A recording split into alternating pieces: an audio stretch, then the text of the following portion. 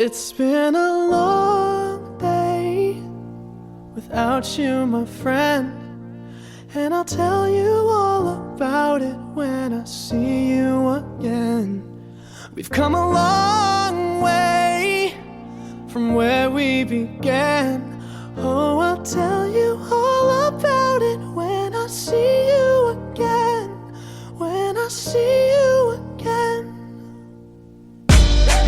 Damn, who knew?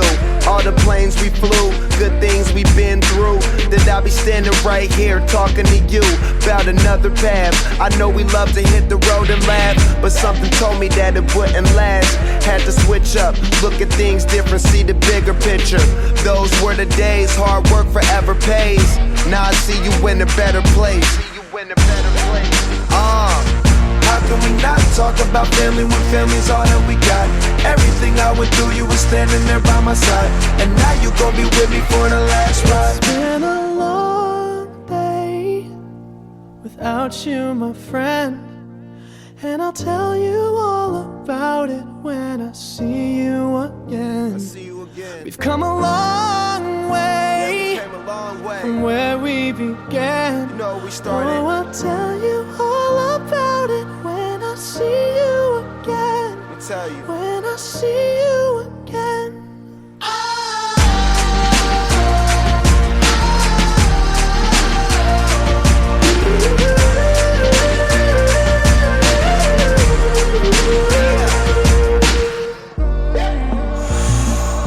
First you both go out your way and the vibe is feeling strong. And what's small turn to a friendship turn to a bond, and that bond will never be broken, the love will never get lost.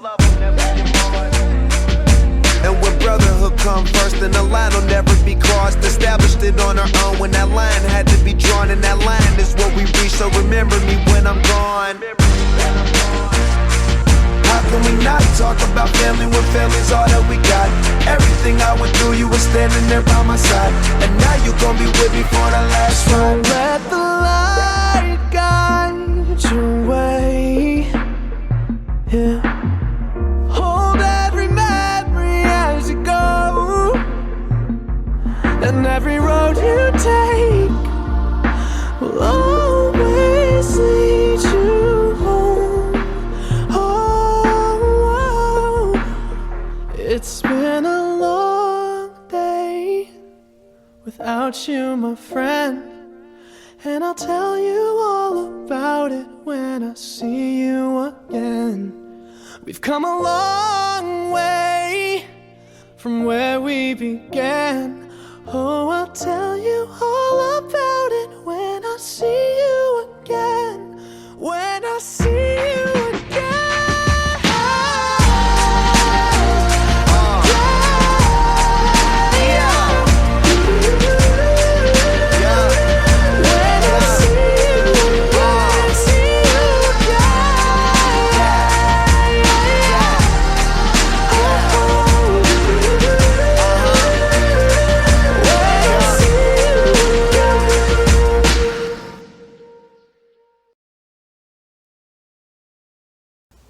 Hello from Sydney, Australia, a place Michael called one of his favorite hometowns. All I can bring myself to say about the devastating loss of our beloved Michael Fields is my profound gratitude to have called him my friend. Anyone who knew Michael for 20 minutes or 20 years or something in between felt better for it, and that your own life was enriched in some way. And aren't we lucky he was here in our midst? There is a permanent place at my Thanksgiving table and in my heart with Michael's name on it. Thank you. Rest in peace. Hi, my name's Anita Akers. I'm a friend of Michael's. I met him almost 20-some years ago in Omaha, Nebraska through a friend. And over that time, he grew to be the brother that I always wanted and needed. So it saddens me to hear that he has passed on. As I was sitting there thinking about what I wanted to say or to share with you guys, I came across this poem that I've always held dearly to my heart, And it made me think of Michael after all the things that I've read about him on Facebook since his passing and just knowing Michael. So I wanted to share that poem and then just a few words after that. So it's called The Dash. It's by Linda Ellis. It goes, I read of a man who stood to speak at the funeral of his friend. He referred to the dates on the tombstone from the beginning to the end. He noted the first came the date of birth and spoke of the following date with tears. But he said what mattered most of all was the dash between those years. For that dash represents all the time they spent alive on earth, and now only those who love them know what that little line is worth. For it matters not how much we own, the cars, the house, the cash. What matters is how we live and love and how we spend our dash. So think about this long and hard. Are there things you'd like to change? For you never know how much time is left that can still be rearranged. To be less quick to anger and show appreciation more and love the people in our lives like we've never loved before. If we treat each other with respect and more often wear a smile, remembering that special dash might only last a while. So when your eulogy is being read with your life actions to rehash, would you be proud of the things they say about how you lived your dash? Michael, I can honestly say, I feel that you have lived your dash in an amazing way.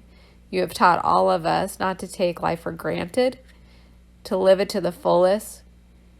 And you have left such an impact on the people that you have loved and you interacted with that I want you to know that your dash was never wasted. That I loved reading how all of us see you as this big, gentle, loving giant who was a great friend, brother, mentor.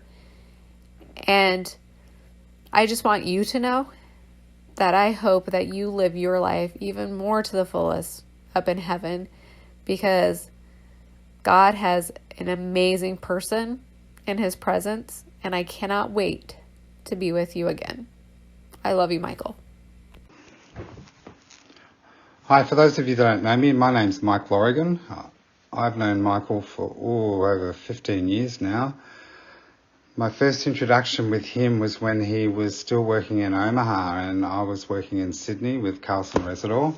And back then, video conferencing hadn't even been born, so my dealings with him were over the phone, and he had the most soft and gentle voice, and he was always so kind and helpful. When I first met him face to face, I just about fell over.